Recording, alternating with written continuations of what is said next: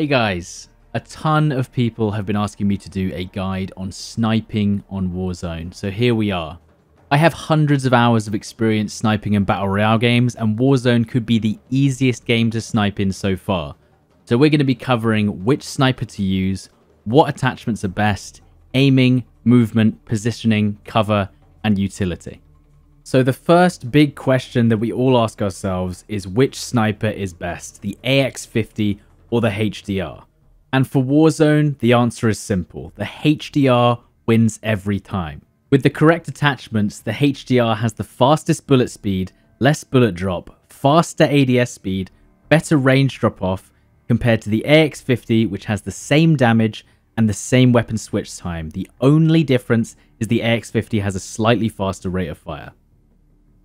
So this is my HDR sniper loadout. I know I've shown it in previous videos before, but for the sake of this video, I'm going to show it again. This is optimized for maximum bullet speed and maximum ADS speed. We have a monolithic suppressor. This means that you can stay quiet and you will not show up on the minimap as a red dot whenever you fire. This is important for concealing your position and not getting flanked. It also slightly increases damage range. Most important thing on this sniper is the longest barrel. This guarantees that you have the fastest bullet speed for this sniper, and it also means that you have the least bullet drop and more bullet range. Very important for Warzone. We also have the TAC laser. This increases your ADS speed, and it does have a laser that's visible to enemies. However, whenever you ADS, you also have a massive scope glint, so if they can see the scope glint, they'll be able to see your laser, and it only turns on when you aim down sight. As for the optics, now, if you are new to the game, I would recommend having a thermal scope. Either the thermal sniper scope or the thermal dual scope. Both scopes will light up enemies in a bright white compared to the environment around them, which means if you're searching for enemies in bushes or in smoke, or enemies that are relatively far away, they will be much easier to track than a normal scope.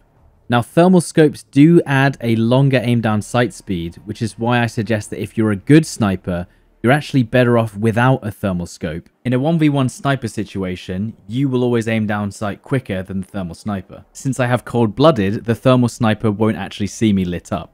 Now, you also have the FTAC Stalker Scout, which means that you have the faster ADS speed again, and you also have the fully loaded perk. Obviously, this is optional. This means that when you get your custom loadout, you'll immediately have full 40 rounds of ammo to use.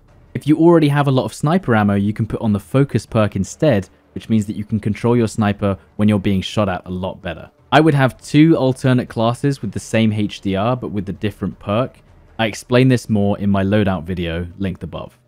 Your sniper rifle should always be paired with either an assault rifle or an SMG using the overkill perk.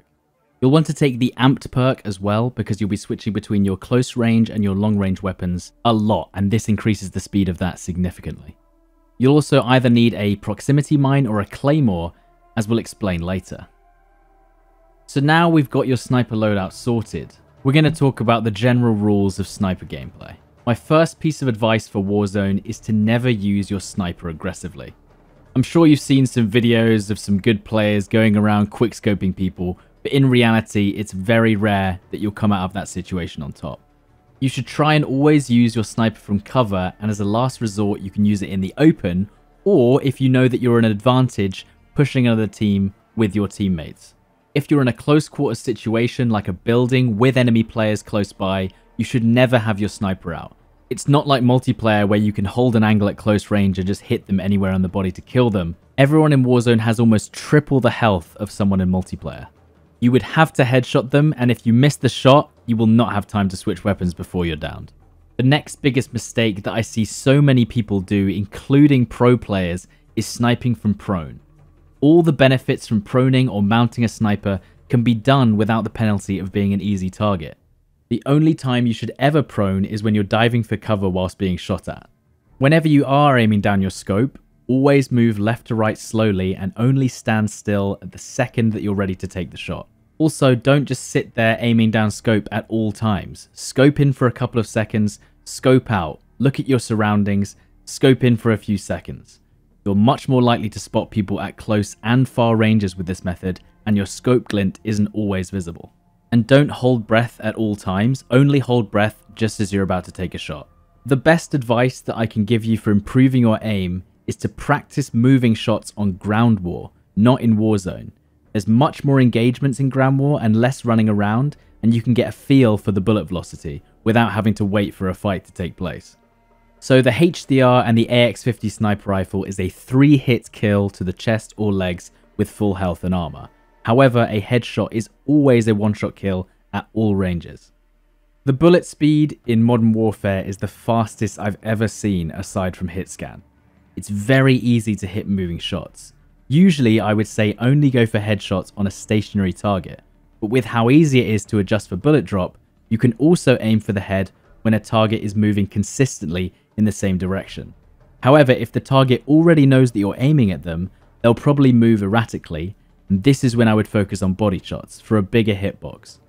So essentially, if the person doesn't know that you're aiming at them, aim for the head. If the person has realized and is jumping, sliding, trying to dodge your shots, then aim for the body. It's much easier. Now this is the first guide for sniping where I'm going to tell you not to bother aiming above the head, especially with the HDR.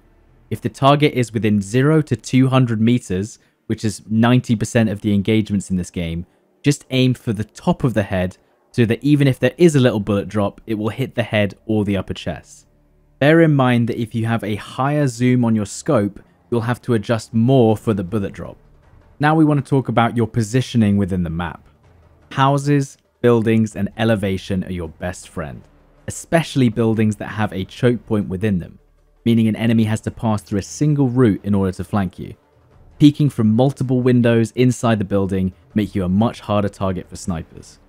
Alongside this is when you'll use your mines, the claymore or the proximity mine. Leave the mine or the claymore in that singular route, so a stairwell or a hallway or the doorway. So when an enemy sneakily tries to flank you, they either hit the mine and you get a hit marker, or they have to destroy the mine, which gives you an audio warning because you'll hear the explosion. I do not recommend camping on hillsides with a sniper. Unless you know the route behind you is clear or you have the zone right behind you, you need your teammates to be covering you at all times. When you're on a hillside, you can essentially be shot from 360 degrees with no cover. If you must fight outside, always try to find a position with multiple angles to peek from. This means that you can shoot from one side, rechamber your round in cover, and then peek from another angle. The rock in this clip is a perfect example, as I can crouch behind it, peek left, peek right, or stand up in order to shoot over the top.